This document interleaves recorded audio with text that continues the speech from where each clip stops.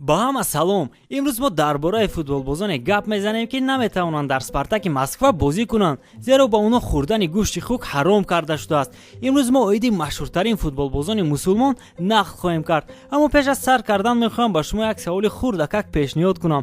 کدام فوتبالباز مسلمان در صفحه اینستاگرامش بیشتر ابونه‌چی دارد؟ حتما در کامنت‌ها جواب خود را نویسید. ما باشیم سر میکنیم. بین فوتبالبازان چنان مسلمان‌ها بسیارند که آنها حتی تشکیلات خود را دارند. اساسیاسیون فوتبالبازان مسلمان برای دستگیری و حفظ حقوق‌های فوتبالبازان فعالیت می‌کند.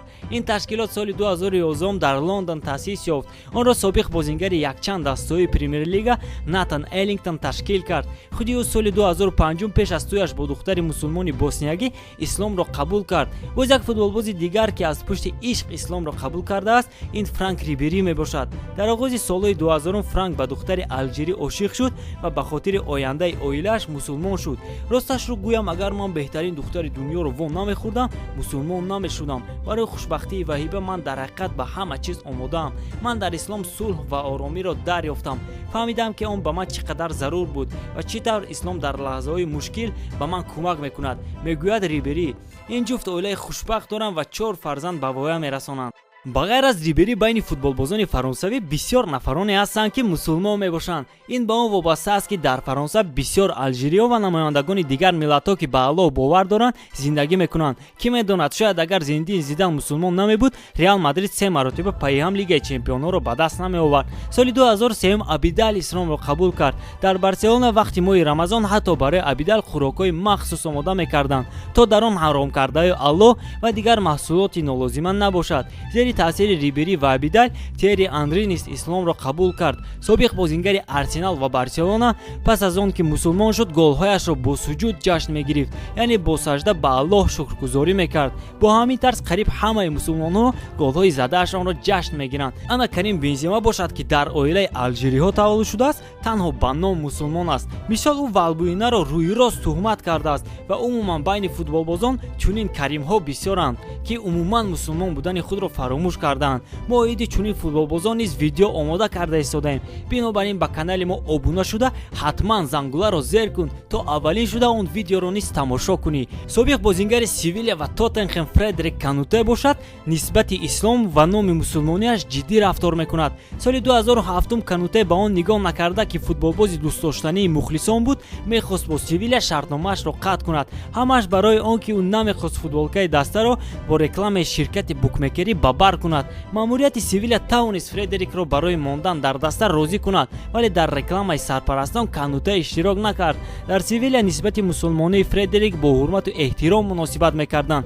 همدستای او حتی تمرین‌ها را باز می‌داشتند تا او نمازهایش را در وقتش بخواند. سال 2000 کانوته از حساب خود در لندن مسجد ساخت و برای مسجد سیویلیا 800,000 یورو خیر کرد. جهت مثبت فوتبالبازان مسلمان در آن است که آنها نمی‌نوشند و سیگار نمی‌کشند. البته این چیز به حالت ورزشی آنها تاثیر کلان می‌گذارد. فوتبالبازانی که مسلمان هستند حتی در رکلام‌هایی که آنجا نوشاکی اسپریتی است اشتراک نمی‌کنند، اما شرطنامه است و بعضا وقت مجبورند که این کار را کنند. باری ریبری و بیناتی همراه با همدستگانشان در باواریا در رکلام پیو صورت گرفته بودند. راستی در مقایسه با دیگر فوتبالبازان آنها در دستشان پیو نبود. مسعود اوزیل نیز یکی از مشهورترین فوتبالبازان مسلمان است. او در یک روز 5 مرتبه نماز می‌گذارد و سال 2016 باشد او حج عمره را انجام داد. در آخر دکمبر باشد اوزیل خطایی‌ها را برای شکنجه مسلمان‌های اویغوری تنقید کرد. در خطای این سخنان اوزیل را رد کردند و او را مجازات کردند. حتی آنجا اکنون بازی‌های آرسنال را نشان نمی‌دهند.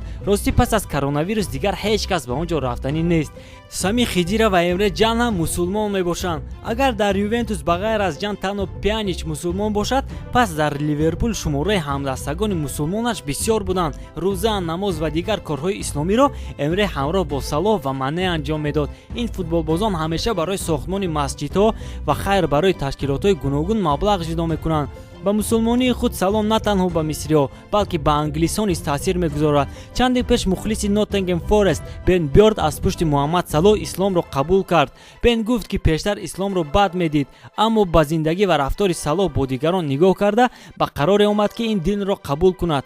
ҳамчунин ба ғайр аз футболбозони номбар карда шуда Пол Погба, Маруан Фелайни, Усман Дембеле, Арда Туран, Гранит Ҷака ва Ҷердан Шакирӣ низ мусулмон ҳастанд. Дар комментария навис ки оиди мусулмон будани кадоме аз ин футболбозон хабар надоштӣ ва боз кадом футболбозони мусулмонро мешиносӣ. Барои тамошо кардани ин видео ба ҳамаатон ташаккури зиёд. Ба канал обуна шавед агар то ҳол ин корро накарда бошед ва дар пеш видеои боз ҳам ҷолибтарро пешкаши шумо мекунем. Хайр, дар паноҳи Аллоҳ.